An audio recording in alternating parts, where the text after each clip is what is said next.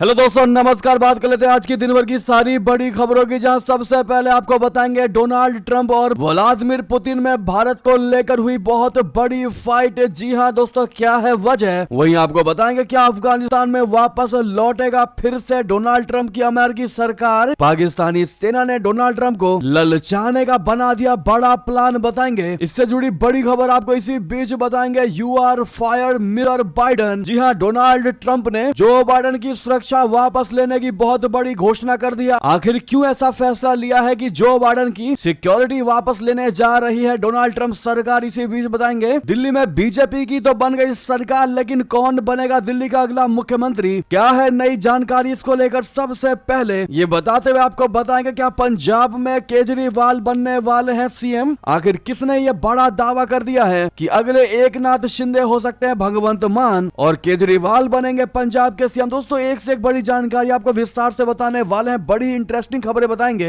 बस आप वीडियो के लास्ट तक बने रहेगा। और खबरों में आगे बढ़ने से पहले देश भारत का निरंतर समर्थन करते हैं तो इस वीडियो को लाइक करके, चैनल को सब्सक्राइब करके, बेल आइकन दबा के कमेंट में जय हिंद अवश्य कह दीजिएगा। अब बात कर लेते हैं पहली और सबसे बड़ी खबर की, जहां क्या भारत के लिए व्लादिमीर पुतिन और ट्रंप के बीच हुई बिग फाइट वजह ही कुछ ऐसी है। आपको बता दें, भारत को लेकर भिड़ गए डोनाल्ड ट्रंप और व्लादिमीर पुतिन। जी हाँ, दोनों सुपर पावर देश भारत को अपना सबसे घातक जंगी विमान बेचना चाहते हैं। डोनाल्ड ट्रंप भारत को F-35 देना चाहते हैं, तो पुतिन की कोशिश है कि भारत उससे सुखोई 57 खरीदे। ये दोनों ही दुनिया के सबसे लेटेस्ट विमान हैं। पुतिन का फाइटर जेट बेंगलुरु के एरो इंडिया शो में अपनी ताकत दिखाने पहुंचा है और अमेरिकन फाइटर जेट के भी पहुंचने की खबरें हैं अमेरिका और रशिया के। इन दोनों फाइटर जेट की बातें करें तो ये दोनों ही 5th जनरेशन फाइटर जेट हैं। दोनों ही रडार की पकड़ में नहीं आते हैं और स्पीड इनकी असली ताकत है। इस मामले में F-35 पर भारी पड़ता है सुखोई 57, जबकि कॉम्बैट रेंज की बात करें तो यहाँ भी सुखोई 57 का कोई मुकाबला नहीं है। इन खूबियों को दिखाकर पुतिन की कोशिश है भारत को अपना यह फाइटर जेट बेचने की। हालांकि पुतिन के इस जंगबाज को अभी तक दुनिया के किसी भी देश ने नहीं खरीदा, इसीलिए पुतिन चाहते हैं कि भारत इसको खरीद ले, क्योंकि भारत ने अगर ये फाइटर जेट खरीद लिया तो व्लादिमीर पुतिन के लिए इसे दुनिया में बेचना बहुत ही ज्यादा आसान हो जाएगा। जबकि अमेरिका के F-35 जंगी विमान पर कई देशों को भरोसा है, कई देशों की वायुसेना इसका इस्तेमाल करंट में भी कर रही है। इसीलिए ट्रंप का भी प्लान है कि उसके खरीदारों की लिस्ट में भारत भी शामिल हो जाए तो बेहतर होगा। इससे कहा यह जा सकता है कि अमेरिका फिलहाल नंबर 1 पोजीशन पर है, लेकिन जब व्यवहार की बात आती है तो हमें किसी भी स्थिति में खुद को बहुत मजबूत रखना होगा। दोस्तों, जिस प्रकार से इस मामले में भारत मझधार में डूबी हुई है, ऐसे में भारतीय होने के नाते आप लोग भारत की मोदी सरकार को सुझाव देना बिल्कुल मत भूलिएगा हमारे कमेंट के माध्यम से कि इन दोनों जंगी विमान में से कौन सा जंगी विमान भारत को खरीदना चाहिए, रशिया का जिसको अब तक किसी भी देश ने नहीं खरीदा है, या फिर अमेरिका का जंगी विमान जिसको ऑलरेडी बहुत से देश उपयोग कर रहे हैं। देखते हैं भारत की जनता क्या सुझाव देती है। वहीं आपको अगली बड़ी खबर बता दें, तालिबानियों से तंग आकर पाकिस्तान अब चलने लगा बड़ी चाल। फिर से वो चाहता है कि अमेरिका तालिबान में यानी अफगानिस्तान लौट आए। ऐसे में सबसे बड़ा सवाल, क्या अफगानिस्तान में वापस लौटेगी अमेरिका? जी हाँ, पाकिस्तानी सेना ने डोनाल्ड ट्रंप को ललचाने का बना दिया ये प्लान। बता दें, पाकिस्तानी सेना को उम्मीद है, आशा है कि अमेरिका का ट्रंप प्रशासन एक बार फिर अफगानिस्तान में वापस लौटेगा। ऐसे में अमेरिका को अफगानिस्तान में फिर से खींचने के लिए पाकिस्तानी सेना ने जाल बिछाना शुरू कर दिया है। दावा किया गया है कि पाकिस्तानी सेना जल्द ही अफगानिस्तान में इस्लामिक स्टेट से जुड़े समूहों के खिलाफ बड़े पैमाने पर सैन्य अभियान शुरू करने जा रही है। इससे उम्मीद है कि अमेरिका इस क्षेत्र में सहयोगी और आतंकवादी विरोधी भागीदार के रूप में वापस आएगा। इससे पहले भी पाकिस्तान ने आतंकवाद के नाम पर अमेरिका के अरबों डॉलर की कमाई की है। ड्रॉप साइड न्यूज की रिपोर्ट के मुताबिक क्षेत्रीय संघर्ष को बढ़ाने की उल्लेखनीय योजना पाकिस्तान के सेना प्रमुख जनरल असीम मुनीर का मास्टर प्लान है। इससे न सिर्फ पाकिस्तानी सेना को अमेरिकी सैन्य मदद मिलने का रास्ता साफ हो सकता है, बल्कि इमरान खान की पार्टी पाकिस्तान तहरीके इंसाफ यानी PTI के सरकार पर बढ़ते दबाव को भी कम किया जा सकता है। जैसा कि आपको पता है दोस्तों, TTP आतंकी संगठन को लेकर पाकिस्तान काफी ज्यादा परेशान हो चुका है, और क्योंकि इस आतंकवादी संगठन को अफगानिस्तान में पनाह मिली हुई है, जिसकी वजह से लगातार पाकिस्तान में आतंकी हमले हो रहे हैं। और अब पाकिस्तान ये चाहता है कि अगर अमेरिका की सेना या अमेरिका फिर से अफगानिस्तान में स्थापित हो जाती है तो फिर पाकिस्तान पर ऐसे हमले कम हो जाएंगे या ना के बराबर होंगे, जिससे पाकिस्तान को फिर फायदा होने लगेगा। क्योंकि तालिबानियों की मदद पाकिस्तान के लिए ही नासूर बन चुका है और अब ऐसे में फिर से वो रीइंस्टेट करना चाहता है अमेरिका को अफगानिस्तान के अंदर। और इसीलिए पाकिस्तानी सेना असीम मुनीर ने ये बहुत बड़ी चाल चलने की कोशिश शुरू कर दी है दोस्तों। लेकिन क्या आपको लगता है इतना सब कुछ झेलने के बाद अमेरिका वापस गया क्या है अफगानिस्तान से, क्या फिर से वही दम्भ झेलने के लिए बिना किसी इंटरेस्ट के क्या अफगानिस्तान वापस लौटेगा? आपकी क्या इस पर राय है दोस्तों? अवश्य बताइएगा। और सामने लाइक का बटन है, अभी तक आपने लाइक नहीं किया है दोस्तों तो लाइक अवश्य कर दीजिए। अब अगली बड़ी खबर की बात करते हैं, जहां पर आखिर डोनाल्ड ट्रंप क्यों अमेरिका के पूर्व राष्ट्रपति पर भड़के और कहने लगे यू आर फायर्ड बाइडन। जी हाँ, अमेरिकी राष्ट्रपति डोनाल्ड ट्रंप ने कहा है कि वो जो बाइडन की सुरक्षा मंजूरी और दैनिक खुफिया ब्रीफिंग तक पहुंच को रद्द कर रहे हैं, क्योंकि 4 साल पहले उनके पूर्ववर्ती ने भी उनके साथ ऐसा ही किया था। डोनाल्ड ट्रंप अपने ट्रूथ सोशल प्लेटफॉर्म पर एक पोस्ट में लिखा कि बाइडन को क्लासिफाइड इंफॉर्मेशन तक पहुंच जारी रखने की कोई आवश्यकता नहीं है। डोनाल्ड ट्रंप ने रियलिटी शो द अप्रेंटिस का अपना तकिया कलाम भी जोड़ा है कि जो यू आर फायर्ड। जी हाँ, ट्रंप पहले ही 4 दर्जन से ज्यादा पूर्व खुफिया अधिकारियों की सुरक्षा मंजूरी रद्द कर चुके हैं, जिन पर उन्होंने 2020 के चुनाव में बाइडन के पक्ष में हस्तक्षेप करने का आरोप लगाया था। अगली बड़ी खबर की बात करते हैं, जहां पर बांग्लादेश में शेख हसीना के समर्थकों पर बहुत बड़ा एक्शन यूनुस सरकार ने शुरू किया, ऑपरेशन डेविल हंट। जी हाँ, बांग्लादेश की अंतरिम सरकार ने शनिवार से ऑपरेशन डेविल हंट शुरू किया है। ऑपरेशन डेविल हंट ढाका के बाहरी इलाके में अवामी लीग के एक नेता के घर पर प्रदर्शनकारियों द्वारा कथित हमले के दौरान उनके कार्यकर्ताओं पर हमला करने वाले दोषियों का पता लगाने के लिए शुरू किया गया है। इस हमले के विरोध में छात्र संगठनों ने 24 घंटे का अल्टीमेटम दिया है। छात्र संगठनों के अल्टीमेटम के बाद अंतरिम सरकार के प्रमुख मोहम्मद यूनुस ने ऑपरेशन डेविल हंट शुरू करने की घोषणा की है। मुख्य सलाहकार प्रोफेसर मोहम्मद यूनुस की सरकार ने ऑपरेशन डेविल हंट का आदेश दिया, जिसमें सेना के जवानों को बुलाया गया, क्योंकि छात्र संगठन द्वारा गाजीपुर में विरोध प्रदर्शन चल रहा था, जहां शुक्रवार को उनके कार्यकर्ताओं पर हमला किया गया था। गृह मंत्रालय ने एक बयान में कहा कि अभियान गाजीपुर में शुरू हुआ और सार्वजनिक सुरक्षा सुनिश्चित करने के लिए पूरे देश में फैलेगा। इसने कहा कि सेना और कानून प्रवर्तन एजेंसियों के समन्वित सुरक्षा बंदोबस्त के बारे में विवरण रविवार को घोषित किया जाएगा। दोस्तों वहीं बता दें, महादेव के शस्त्र से कांप उठे 24 करोड़ पाकिस्तानी पिनाका पर सबसे बड़ी डील 10,000 करोड़ का एमओयूज साइन। जी हाँ, हिंदुस्तानी फायर पावर का जलवा दुनिया के सिर चढ़कर बोल रहा है, जिसे आर्मेनिया खरीद चुका है। फ्रांस खरीदने की इच्छा जता चुका है। उसे multi barrel rocket launcher Pinaka की ताकत अब और बढ़ाने की तैयारी पूरी हो चुकी है। जी हाँ, MLRS पिनाक पर सबसे बड़ी डील सील हो गई है। वहीं 10,000 करोड़ के एमओयूज पर दस्तखत हो चुके हैं। भारतीय सेना की ताकत को आसमान की बुलंदी तक पहुंचाने के लिए भारत सरकार ने बहुत बड़ा फैसला किया है। भारत सरकार की सुरक्षा मामलों की कैबिनेट ने स्वदेशी multi barrel rocket launcher Pinaka के घातक गोला बारूद की खरीद को पिछले हफ्ते हरी झंडी दे दी थी। अब एक हफ्ते बाद ही उसका करार भी हो चुका है। भारतीय सेना के पिनाका रेजिमेंट के लिए 2 अलग अलग तरह के गोला बारूद की खरीद पर करार हुआ है। ये गोला बारूद है एरिया डिनायल म्यूनिशन यानी ADM टाइप फर्स्ट, और दूसरा है हाई एक्सप्लोसिव प्री फ्रेगमेंटेड यानी HEPF। इसे 10,147 करोड़ रुपए के 2 करार 2 अलग अलग कंपनियों से किए गए हैं। वाकई में इस करार से कांप उठा 24 करोड़ पाकिस्तानी। वही बता दें, अमेरिकी राष्ट्रपति से सांसदों ने कर दी बहुत बड़ी मांग। कहा बस एक चीन नीति को छोड़ दें और स्वतंत्र ताइवान को दे दे मान्यता। दोस्तों, अमेरिकी सांसदों ने राष्ट्रपति डोनाल्ड ट्रंप से एक चीन नीति को छोड़ने और ताइवान समझौते पर वापस लौटने की मांग की है। विस्कॉन्सिन में अमेरिकी प्रतिनिधि टॉम टिफनी और पेंसिल्वेनिया से स्कॉट पेरी ने एक प्रस्ताव पेश किया है। इसमें अमेरिका से एक चीन नीति को समाप्त करने, ताइवान के साथ औपचारिक राजनयिक संबंधों को फिर से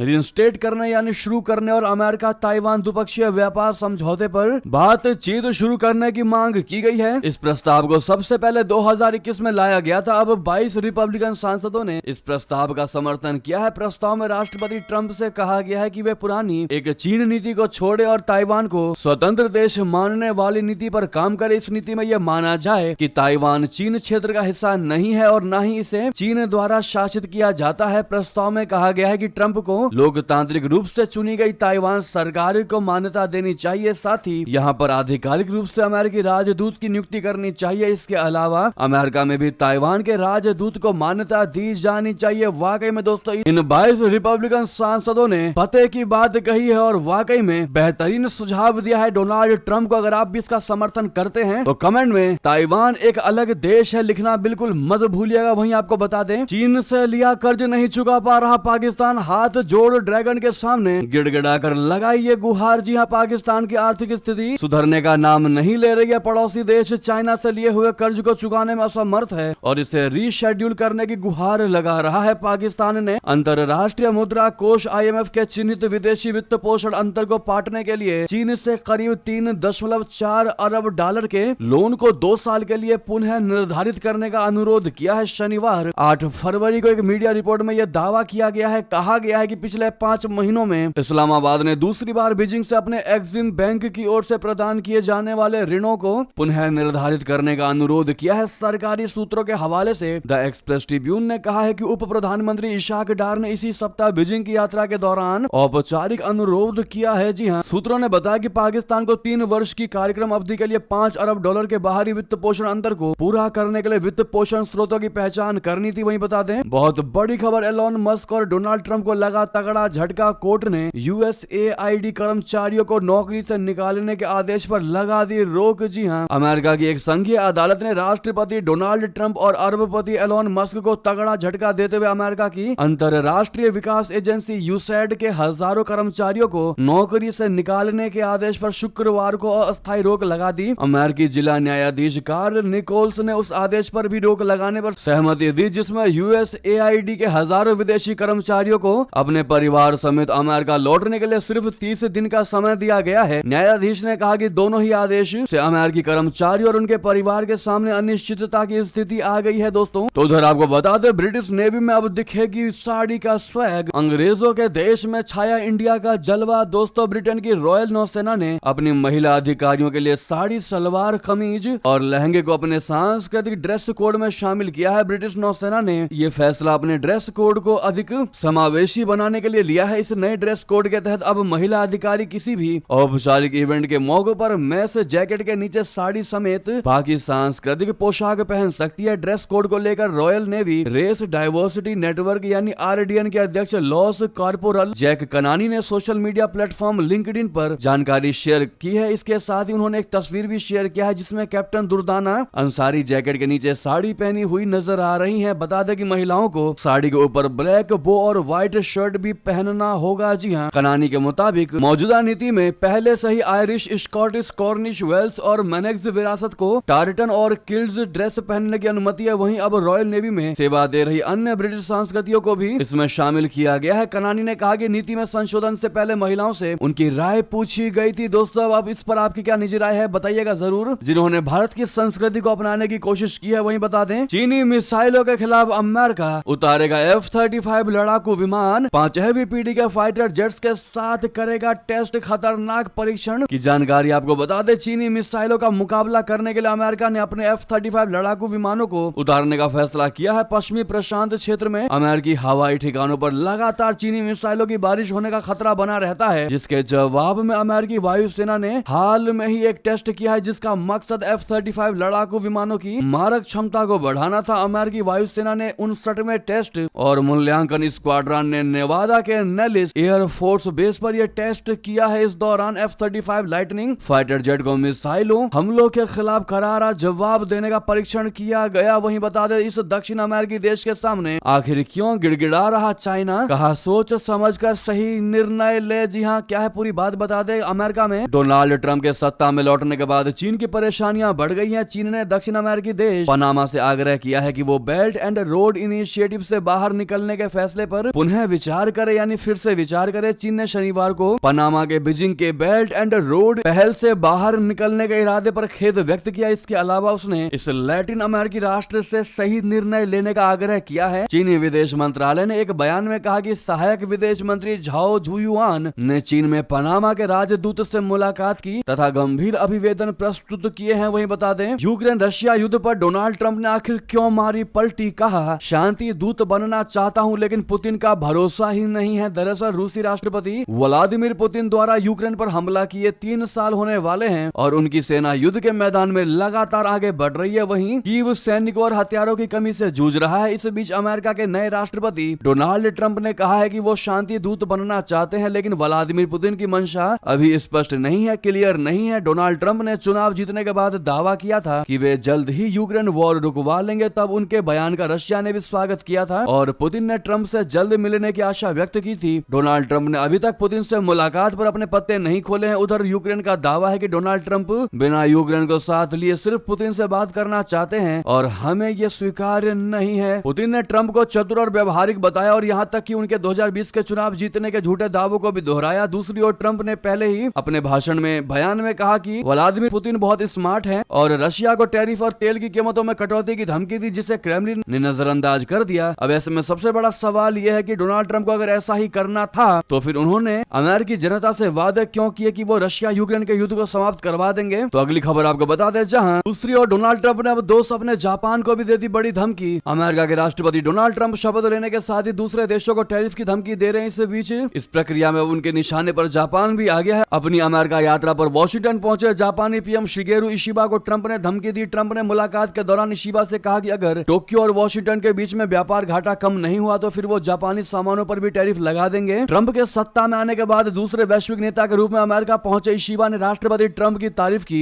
ओवल ऑफिस में पहुंचे जापानी पीएम ने ट्रंप से कहा कि आपकी निडरता की दुनिया में चर्चा है। जब पिछले साल आप पर हमला हुआ तो आप डरे नहीं बल्कि गोली लगने के बाद भी उठकर खड़े हो गए और अपनी मुट्ठी को आसमान में उठाकर समर्थकों का उत्साहवर्धन किया। दोस्तों, जापानी पीएम जापान से पहुंचकर अमेरिका गए और वहां जाकर उन्होंने उल्टा डोनाल्ड ट्रंप की तारीफ की और डोनाल्ड ट्रंप ने बदले में टैरिफ की बड़ी धमकी दे दी, वो भी तब जब वो अमेरिका में मौजूद थे। ऐसे में मेहमानों को डायरेक्ट मुंह पर कौन ही जवाब देता है और ये सिर्फ डोनाल्ड ट्रंप ही कर सकते हैं, वाकई में मानना पड़ेगा। वहीं आपको बता दें, हिजबुल्लाह जैसे पेजर विस्फोट से रशिया को दहलाने की बहुत बड़ी साजिश। सैनिकों को भेजे गए विस्फोटक लगे ड्रोन और चश्मे। जी हां, रशिया में लेबनान के हिजबुल्लाह के पेजर विस्फोट जैसी घटना को दोहराने की साजिश का भंडाफोड़ हुआ है। गनीमत की बात यह है कि रूसी अधिकारियों को इस साजिश की जानकारी पहले ही लग गई और एक बड़ी तबाही को टाल दिया गया। अब रूसी अधिकारी इस मामले की जांच कर रहे हैं कि सेना की ड्रोन यूनिट को भेजे गए विस्फोटक से लदे फर्स्ट पर्सन व्यू बोले तो FPV चश्मों के पीछे किसका हाथ है। उधर आपको बता दें, सऊदी अरबिया के विलुप्त होने का बहुत बड़ा खतरा मोहम्मद बिन सलमान के देश में आखिर क्या हुआ कि चेतावनी देने लगे विशेषज्ञ। दोस्तों, सऊदी अरबिया के एक लेखक ने देश की घटती जन्म दर के बारे में चिंता जताई है। चेतावनी दी है कि सऊदी विलुप्त हो सकते हैं। सऊदी अखबार अल वतन में प्रकाशित एक लेख में मंसूर अल दबान ने संयुक्त राष्ट्र के डेटा का हवाला दिया जो सऊदी जन्म दर में चिंताजनक गिरावट को दर्शाता है। आंकड़े बताते हैं कि सऊदी अरब में जन्म दर 1950 की तुलना में 2023 में 67% कम हो गई, जब जन्म दर प्रति 1000 लोगों पर 53 थी। 2023 तक दर 15 तक गिर गई थी, जो पिछले वर्ष की तुलना में 2.88% तक गिरावट को दर्शाती है। वहीं बता दें, अमेरिका में एक और विमान हादसा, सभी यात्रियों की हुई मौत। 8 दिनों में यह तीसरी दुर्घटना की बहुत बड़ी खबर है। संयुक्त राष्ट्र अमेरिका में एक और अमेरिकी विमान हादसे की खबर आई है। दोस्तों, ये विमान 6 फरवरी को अलास्का के ऊपर से लापता हो गया था। विमान की खोज कर रहे बचाव अधिकारियों ने अलास्का से इसका मलबा बरामद किया है। अधिकारियों के मुताबिक विमान में सवार सभी 10 लोगों की मौत हो चुकी है। शुक्रवार को हेलीकॉप्टर्स ने बर्फ के अंदर विमान के मलबे का पता लगाया। रिपोर्ट्स के मुताबिक बेरिंग एयर के इस विमान ने 6 फरवरी को दोपहर 2:37 पर अनला कलिट से उड़ान भरी थी, लेकिन तट से 12 मील की दूरी पर उसका संपर्क बेस टूट गया। दोस्तों, बताया जा रहा है कि जितने भी इसमें यात्री सवार थे इन सबों की मौत हो चुकी है। वहीं अगली खबर बता दें, आखिर कौन बनेगा दिल्ली का अगला मुख्यमंत्री। क्या कहा बीजेपी के नेता प्रवेश वर्मा ने। दिल्ली के पूर्व मुख्यमंत्री अरविंद केजरीवाल को नई दिल्ली सीट से हराने वाले भारतीय जनता पार्टी के नेता प्रवेश वर्मा ने कहा कि दिल्ली के अगले मुख्यमंत्री का फैसला पार्टी नेतृत्व करेगा। दिल्ली के पूर्व मुख्यमंत्री साहिब सिंह वर्मा के बेटे प्रवेश वर्मा ने लोगों का भी आभार व्यक्त किया और इसे राष्ट्रीय राजधानी की जनता की जीत बताया। उन्होंने कहा, ये सिर्फ मेरी जीत नहीं है, ये दिल्ली के लोगों की जीत है जिन्होंने झूठ पर सच्चाई, जुमलेबाजी पर सुशासन और धोखे पर विकास को चुना है। मैं हर मतदाता का विनम्रता पूर्वक आभार व्यक्त करता हूं जिन्होंने मुझ पर भरोसा जताया। लेकिन उन्होंने क्लियर कर दिया कि मुख्यमंत्री कोई भी होगा, हम उज्जवल भविष्य का निर्माण अवश्य करेंगे और लगातार दिल्ली को विकास की ओर लेकर जाएंगे। जी हाँ दोस्तों, आप कह सकते हैं कि फिर एक बार विजय रथ पर सवार हो चुकी है भारतीय जनता पार्टी। आखिर ये 27 साल बाद कैसे पॉसिबल हो पाया और कैसे फीकी पड़ गई इंडिया गठबंधन की चमक, जबकि बिहार का इम्तिहान अभी भी बाकी है बीजेपी के लिए। बता दें, लोकसभा चुनाव में अच्छे प्रदर्शन की बदौलत विपक्षी गठबंधन India national development inclusive alliance यानी इंडिया अलायंस प्रधानमंत्री नरेंद्र मोदी नित राजग के समक्ष एक बहुत बड़ी चुनौती के रूप में उभरा था। अब इस गठबंधन के घटक दलों की आपसी कलह तथा भारतीय जनता पार्टी की पहले महाराष्ट्र और हरियाणा और अब दिल्ली के विधानसभा चुनाव में जीत ने इसकी चमक को फीका कर दिया है। इंडिया गठबंधन के बनते समय इसके घटक दलों ने बार बार इस बात पर जोर दिया कि गठबंधन राष्ट्रीय चुनाव के लिए है और बाद में ये राज्य के आधार पर होगा। हालांकि इस गठबंधन ने यह कल्पना नहीं की थी कि राज्यों में उनकी राजनीतिक लड़ाई इस हद तक जा सकती है कि गठबंधन में दरारें पड़ जाएंगी। फिलहाल दोस्तों, अब कुछ महीने बाद बिहार में विधानसभा चुनाव होना है, जहां यह गठबंधन फिलहाल बरकरार नजर आ रहा है। लेकिन आने वाले वर्षों में पश्चिम बंगाल और उत्तर प्रदेश के चुनावों में भी इस गठबंधन का इम्तिहान ऐलान होगा। जम्मू कश्मीर के मुख्यमंत्री और नेशनल कॉन्फ्रेंस के नेता उमर अब्दुल्ला ने दिल्ली विधानसभा चुनाव को लेकर विपक्षी गठबंधन के घटक दलों पर तीखी टिप्पणी की है। बात करें दिल्ली चुनाव की तो दिल्ली में कांग्रेस का लगातार तीसरी बार भी नहीं खुल पाया खाता। 67 सीटों पर जब्त हुई जमानत। जी हां, दिल्ली के पूर्व मुख्यमंत्री शीला दीक्षित के नेतृत्व में 15 साल तक सरकार चलाने के बाद सत्ता से बाहर हुई कांग्रेस इस बार के विधानसभा चुनाव में कुल 70 में से सिर्फ 3 सीटों पर ही अपनी जमानत बचा सकी और लगातार तीसरी बार चुनाव में उसका खाता तक नहीं खुल पाया। ये बात जरूर है कि देश की मुख्य विपक्षी पार्टी ने राष्ट्रीय राजधानी में पिछले विधानसभा चुनाव के मुकाबले इस बार अपनी वोट हिस्सेदारी में 2% से अधिक की बढ़ोतरी की है। उसने करीब 6.4% वोट हासिल किए, जबकि 2020 के विधानसभा चुनाव में उसे 4.26% वोट ही मिले थे। दोस्तों, गौर करने वाली बात यह है, आप शायद इस बात पर हंस भी देंगे कि कांग्रेस अब कह रही है कि हम अगले 5 साल बाद दिल्ली में वापसी करेंगे, जो वाकई में हास्य वाली बात नजर आ रही है। आपकी इस पर क्या राय है अवश्य बताइएगा। तो वहीं आपको बता दें, केजरीवाल पंजाब के सीएम बनेंगे। जी हां, कांग्रेसी नेता प्रताप सिंह बाजवा ने नई दिल्ली चुनाव पर दे दिया बड़ा बयान। जी हां, दिल्ली में आम आदमी पार्टी की हार के बाद पंजाब कांग्रेस के नेता प्रताप सिंह बाजवा ने मुख्यमंत्री भगवंत मान को लेकर एक बहुत बड़ा तंज कसा। उन्होंने कहा कि भगवंत मान जल्द ही महाराष्ट्र के मुख्यमंत्री एकनाथ शिंदे की तरह बगावत कर सकते हैं। बाजवा ने दिल्ली में आम आदमी पार्टी की हार के बाद पंजाब में आम आदमी पार्टी में टूट की भविष्यवाणी कर दी है। उन्होंने दावा किया है कि 30 से ज्यादा आम आदमी पार्टी के पंजाब के विधायक कांग्रेस के टच में है और पाला बदलने के लिए तैयार हैं। इंडिया टुडे से बात करते हुए प्रताप सिंह बाजवा ने कहा कि आम आदमी पार्टी के विधायक लंबे समय से मेरे टच में हैं। जब मैं पंजाब कांग्रेस प्रमुख था तब 22 कांग्रेस नेताओं को कैप्टन अमरिंदर सिंह ने टिकट नहीं दिया था, जिन्हें बाद में आम आदमी पार्टी से टिकट मिल गया। उन्हें पता है कि वे वापस नहीं आ रहे। उन्होंने कहा कि आम आदमी पार्टी की पंजाब यूनिट पहले से ही अपने दिल्ली नेतृत्व के साथ मतभेद में थी। बाजवा ने बड़ा दावा करते हुए कहा कि पंजाब की आम आदमी पार्टी और दिल्ली की आम आदमी पार्टी के बीच तगड़ी वाली लड़ाई है। भगवंत मान गृह मंत्रालय के संपर्क में है। जब महाराष्ट्र का ये विमान चंडीगढ़ में उतरेगा तो एकनाथ शिंदे बनने वाले पहले यात्री बनेंगे भगवंत मान। जी हाँ, बाजवा ने कहा कि केजरीवाल को पंजाब में स्थानांतरण की तैयारी के लिए ये सारे खेल रचे जा रहे हैं। बाजवा ने आरोप लगाए हुए पहले से ही केजरीवाल को पंजाब में उतारने की कोशिश कर रहे हैं। केजरीवाल ने दिल्ली में आम आदमी पार्टी के खराब प्रदर्शन को पहले ही भांप लिया था। अब वाकई में दोस्तों वो दिल्ली का सीएम तो नहीं रहेगा, यहाँ तक कि दिल्ली में अपनी सीट तक नहीं बचा पाए अरविंद केजरीवाल, तो क्या अब वो पंजाब के सीएम मान की कुर्सी खा करके खुद सीएम बन जाएंगे? ये देखने वाली बात रहेगी कि इस कांग्रेसी नेता के बात में कितना दम है। इस पर आपकी क्या निजी राय है दोस्तों? क्या वाकई में ऐसा हो सकता है? आपकी जो भी राय हो अवश्य बताना बिल्कुल मत भूलिएगा। तो वहीं आपको बता दें, दिल्ली में बीजेपी के जीत के बाद एक ओपिनियन से खबर आई है कि दिल्ली को अब उसका हक मिलना ही चाहिए। दरअसल दिल्ली विधानसभा चुनाव में बीजेपी ने करीब 27 साल बाद जो वापसी की है। पार्टी ने इस चुनाव में 48 सीटों पर जीत दर्ज की है। केंद्र के बाद अब दिल्ली असेंबली में भी बीजेपी सत्ता में आई है। ऐसे में सबसे बड़ा सवाल ये है कि डबल इंजन सरकार में क्या दिल्ली को उसका हक मिल पाएगा? दरअसल दिल्ली वालों ने फैसला सुना दिया है। डबल इंजन सरकार 1 दशक से ज्यादा वक्त से दिल्ली केंद्र राज्य और एमसीडी के बीच फुटबॉल बनी रही, लेकिन अब जनता ने बीजेपी को भरपूर सीटें देकर फरमान दे दिया है कि राजधानी को भी आखिरकार ग्लोबल स्टैंडर्ड की ओर बढ़ाया जाए और सिर्फ दुनिया के सबसे प्रदूषित